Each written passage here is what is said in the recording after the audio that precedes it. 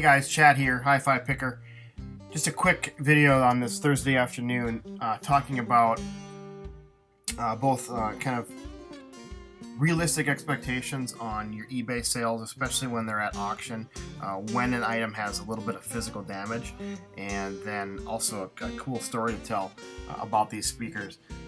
These are obviously RTR speakers, classic American speakers, have that fantastic mid-century modern look that everybody's so crazy about right now. In really good condition, and they sounded just awesome.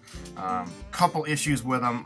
They have, some sort of, I guess, not really warping, but it just looks like the way that they were built. Like the foam around the speakers, around the woofer, looks a little off. But I tell you what, they sound fantastic.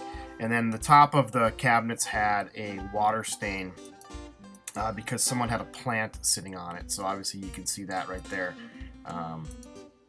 There's the water damage right there. So I was totally convinced that these were going to go 200 plus. And with 27 watchers in the final hour of the auction and the bidding starting to ramp up, I was obviously a little bit disappointed when they hit $62.51. And I'll get back to you a little bit on that. I learned a little bit about these speakers with the gentleman that bought them. So obviously I saved on the shipping because he picked them up locally. He's out of Minneapolis. And like I said, I was a little disappointed with where they sold at. But when I showed up about a week later to meet the gentleman that bought them, he introduced himself and he told me that he purchased the RTR speaker brand about 4 years ago. And he's now the current owner of the company and the inventory and the intellectual copyrights, marketing, and history of the whole company. So that was really cool. It was great to sell these speakers, even though they only went for 63 bucks, to the guy who actually owns the company now. And I said, well, if you own the company, what are you doing buying up, my speakers or looking for speakers? And he said he's been kind of traveling the Midwest, buying these on Craigslist and buying these on eBay because all of the original stock that he bought with the company unfortunately burned in a warehouse fire a few years ago. So he's been buying these up, and I would assume he's probably going to be doing factory reconditioning on them because I'm not sure if I remember him telling me that he had some stock parts, which I would assume is some wood, grills, maybe speakers. So very cool to sell these speakers to someone who is, now an owner of the company. But take everything with a grain of salt, because if you've got speakers, unless they're,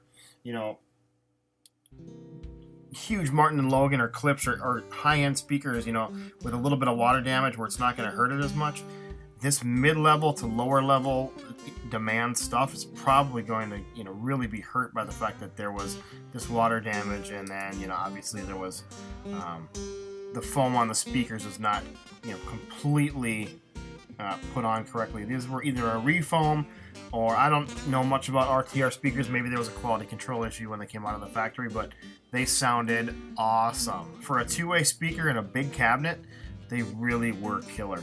And I'll tell you what, had I not already had a fantastic set of JBL Decade 16s, which I'm going to make a separate video on, I would have definitely kept these. So obviously just food for thought for eBay sellers out there. I've been doing this for 20 years. I really thought they were going to bring more money than this, but fortunately enough, they had a cool story when they did get sold. So thank you guys for checking this out, and thank you guys for watching very much. If you appreciate this video, go ahead and give me a thumbs up, and I'd love to have your subscription. So go ahead and click that subscribe button, and feel free to leave me any comments or feedback down below. Thank you guys very much, and have a good one.